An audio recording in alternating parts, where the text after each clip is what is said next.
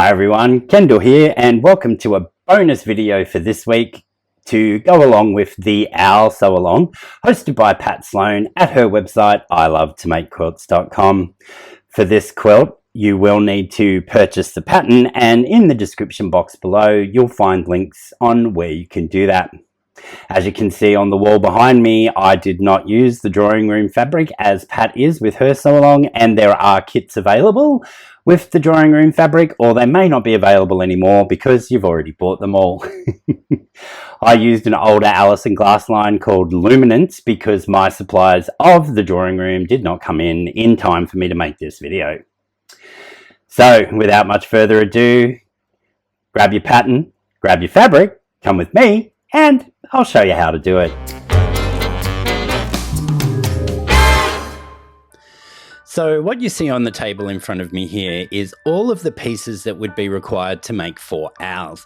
As I'm not using the drawing room fabric, but I'm following along with the pattern, except for fabric E, because I'm changing that for each of my color schemes. So I have here, as I said, everything to make 4 owls in this blue fabric colorway. But throughout this video, I'll only be running you through how to make 1 solitary owl. Now you could chain piece all your pieces, and I did indeed do that for the other 3 after I finished making this one for the video. As we go through, I am following step by step with the pattern, as all of the pieces and parts aren't actually given their individual numbers or letters. So just each individual fabric is given a letter, which is a little confusing. So as I will be following through step by step with the instructions, you'll see a title come up letting you know where we're up to, and you can refer to your pattern for the pieces that you need to complete that section. So we're going to start by doing the head section, and that means that we have to do the little ears.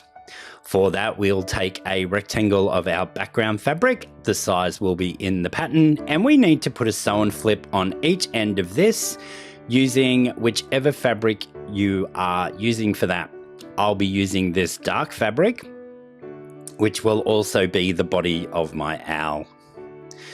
To do the sew and flips, we'll start by having the rectangle, the large rectangle, horizontally on the table in front of us, and we'll place our little square, which will create our sew and flip ear, on the right hand side there.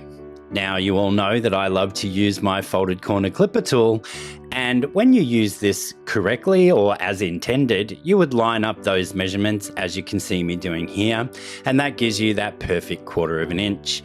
I've had a couple of people ask me how I get my accuracy with this tool, as they're sometimes a little bit off, and my first trick is I don't always use it as intended. What I like to do is find just any other corner here, and I line that up, and that gives me my diagonal line across the piece, and I can make sure that I am exactly on that diagonal. Then I can trim that off, and what I do over at my machine is I just nudge my needle position over by like 0.1. So I normally have my machine set on 4 for my needle position. For some reason, the default setting doesn't give me my 1/4 inch, and I just bump that over to 4.1 to do that sew and flip. Now to place the sew and flip on the other side of this unit, we just need to have the piece vertically in front of us this time. Place that little square on the top there and follow those same instructions to do the sew and flip.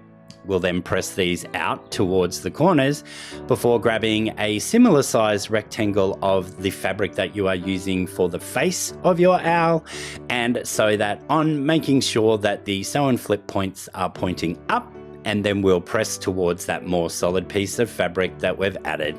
We'll then be able to move on to step 2.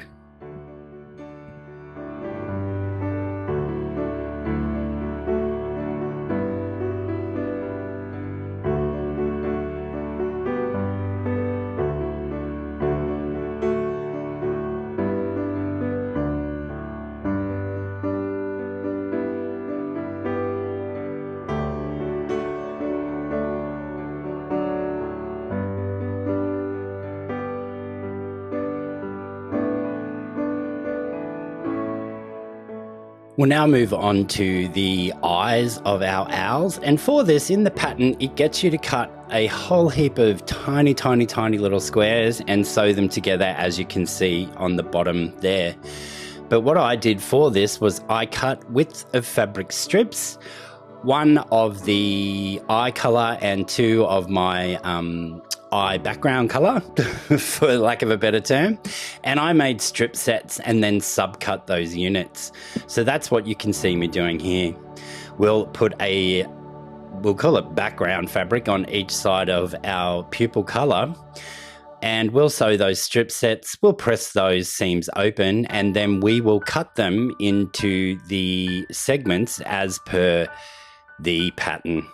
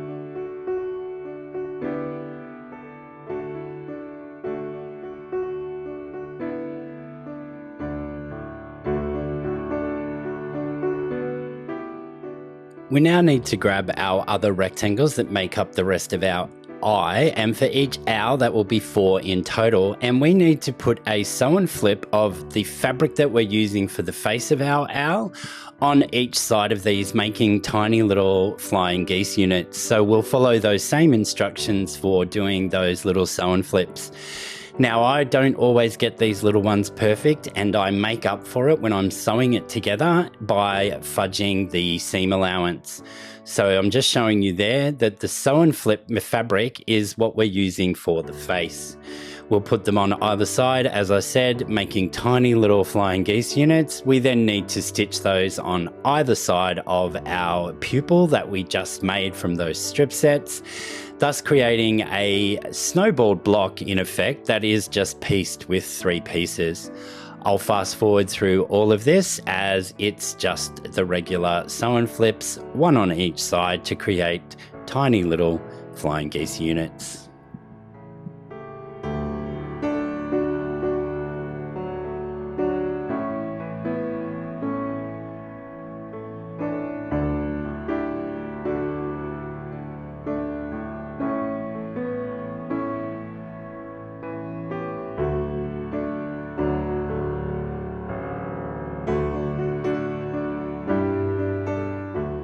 With that first sew and flip sewn on each of these 4 pieces, we will actually press these seams open. Whenever I work with such small pieces like this, I do prefer to press open to reduce all of the bulk on those tiny little inner sections. We'll then go ahead and put the sew and flip on the other side before putting 1 each of these, or 2 each of these actually, on each side of our pupil, as I said before, to create our eye unit. We will also press those seams open once we've attached these to the top and the bottom of the pupil, creating a round shape.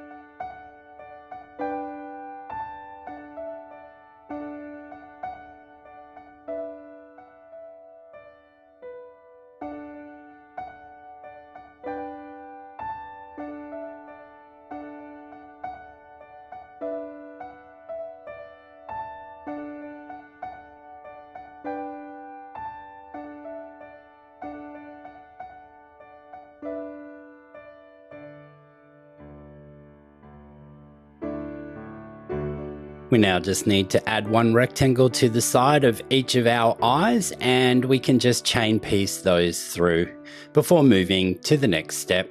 This one we will just press towards the solid rectangle.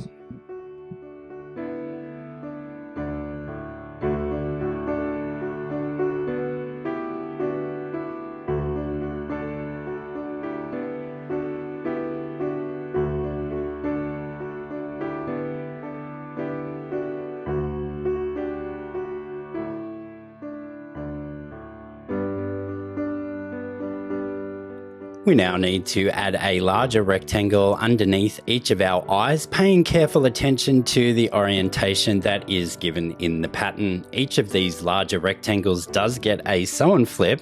One gets a sew and flip, which is a background piece, and that for the left-hand side, the sew and flip is done on the left-hand side of our large rectangle. For the right-hand side, we place our sew and flip in the right-hand corner, and this is the fabric that will match your wing. So in the pattern, I believe that is fabric E.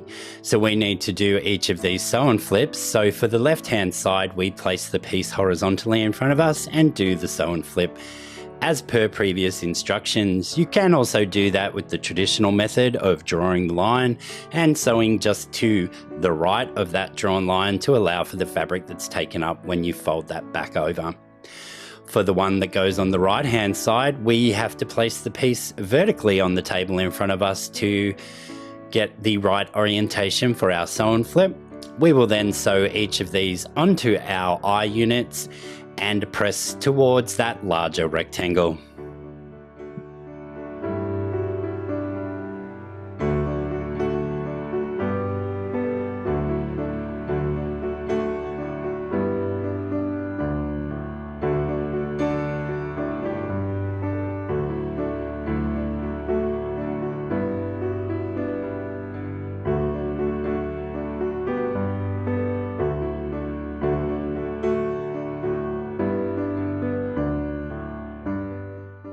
We'll now move on to making the beak, and that is one of the final pieces for the face. And for this, we need to grab our fabric C rectangles. In my instance, that's that orange. And we need to add 2 fabric E squares to make another little flying geese unit. So fabric E is the fabric that you're using for the face of your owl. We'll do this in the same fashion by putting a sew and flip on each side, thus creating a small flying geese unit. We'll then press both of these out towards those corners, and then we need to add 2 further fabric E rectangles to the top and the bottom of this, and you can get the sizes for those from your pattern.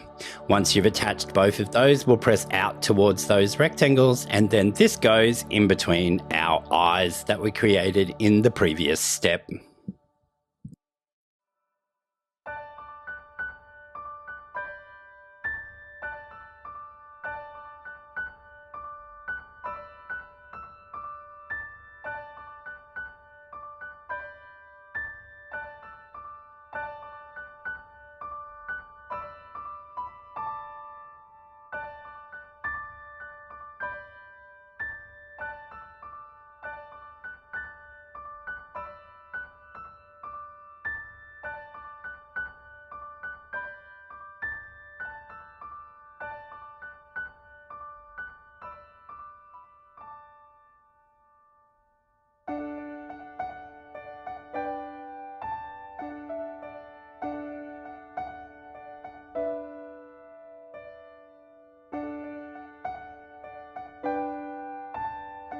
With our beak section now complete, this is the only place that I vary from the actual pattern, in that I'm starting at step 2 and I'll go back to step 1 once this part is done.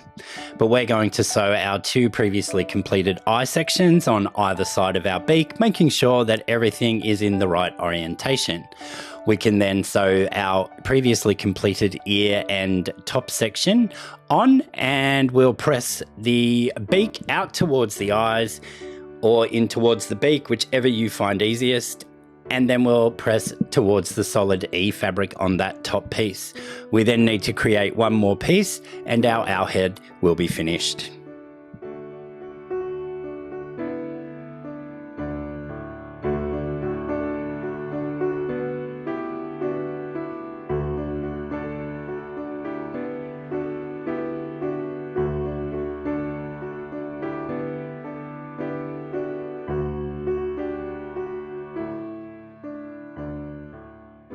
While that completed face section is cooling its jets underneath our clappers there, we need to grab a background rectangle. The size is indicated in the pattern, and then we need to put a fabric A square on this and do a sew and flip. And this is the fabric that you'll be using for your wing. So it should match the fabric that you put on the bottom right-hand corner of your face there. And we'll just do this sew and flip by having the background rectangle vertically on the table in front of us and sewing our sew and flip. Now, to make sure that this nests, we'll press this in towards that background fabric. Then we'll attach that on the right hand side of our face, and our owl's head section is done.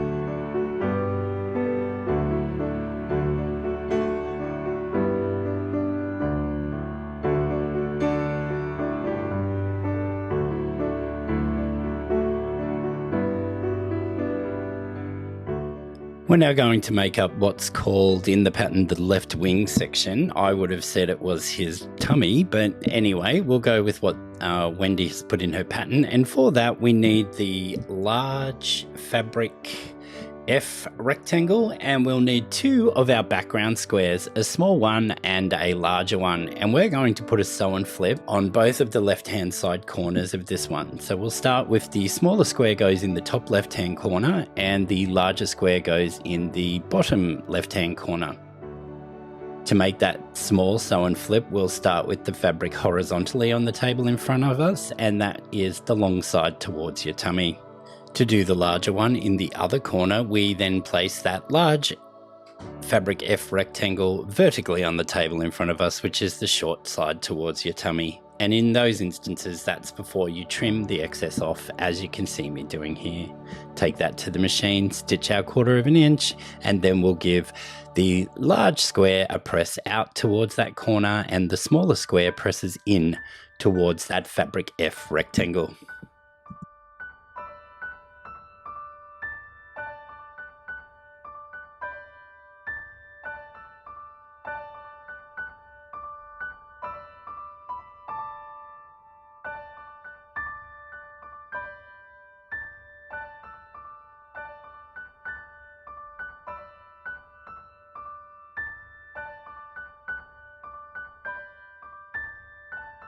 We now just need to make the little branch and his little toes that go at the bottom of this body section. And for that, we need to grab a fabric B rectangle, I think, and fabric B and C squares, and we'll put those together as you can see me doing here. Once again, because we are working with such small pieces, I will press all of these seams open.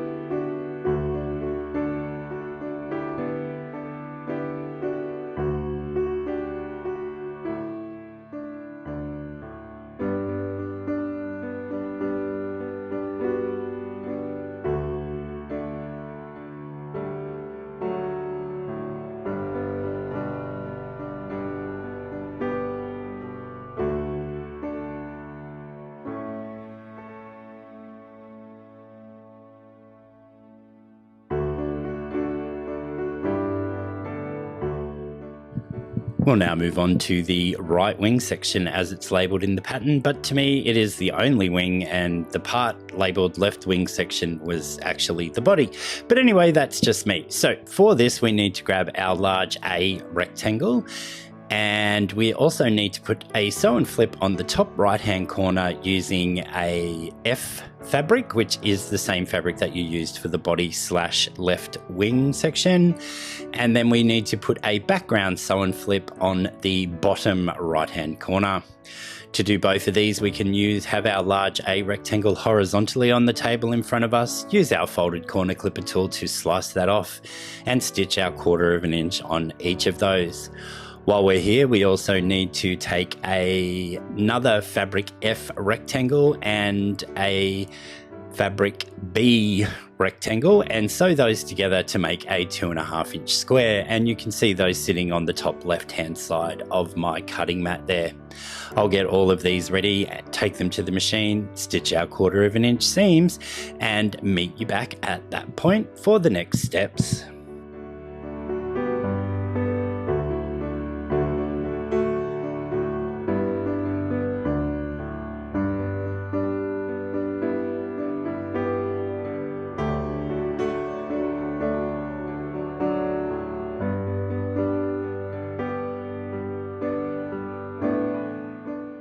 With those pieces now sewn, we just need to press out towards the corners for our slow and flips. How about sew and flips? And then we press the other little square that we made open. This piece square then becomes another sew and flip, which goes on the opposite corner to that grey background square. So place your large A fabric vertically on the table in front of you, making sure that that background sew and flip is to the left. Place this pieced square on the corner with the thinner piece also pointing towards that grey background sew and flip. Cut this off with your trusty folded corner clipper tool, or draw your line, however you do your sew and flips. And then we are ready to piece this bottom section. Press this out towards that pieced corner.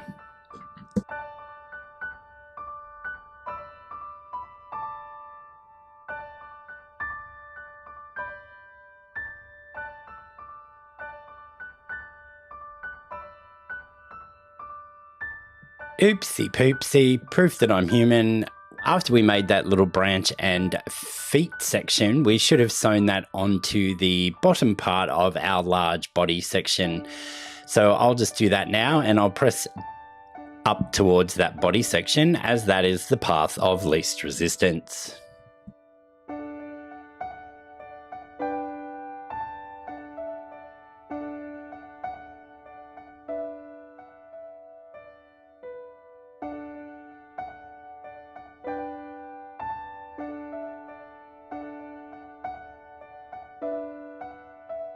With that now done, we'll attach this right wing section, making sure that we line up our little branch part at the bottom. Now, on the sew and flip section, we did press open, and on the main body part, we did press up towards the body.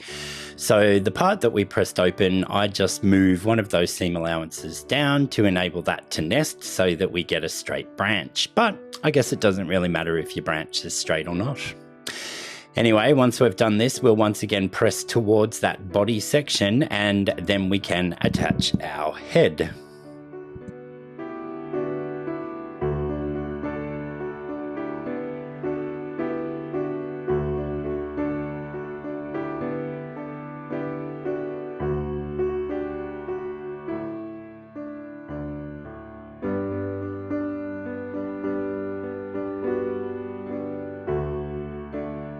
We'll grab our head section now and attach this to the body, and because of the way that we pressed earlier, you'll find that the seam here that I'm pinning now will nest quite nicely.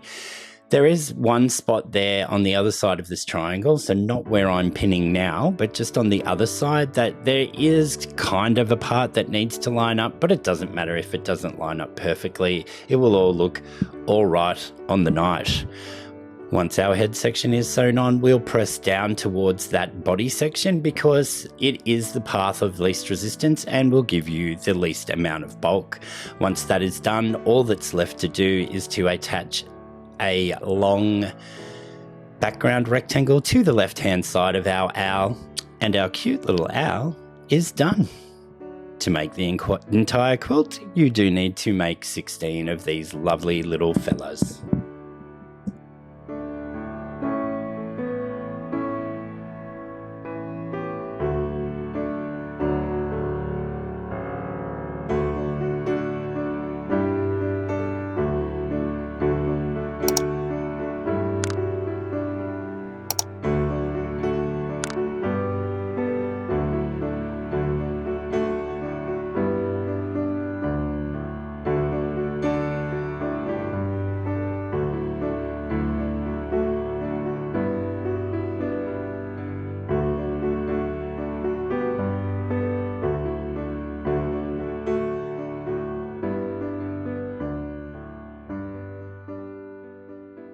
Okay, folks, my apologies that this one was a long one, but it needed to be. There are many little pieces and parts that make up this quilt, or the block in itself, but I'm sure you'll agree with me when I say that the results are stunning and worth the effort. That's it for this week, folks. I'll see you all again next week. Bye for now.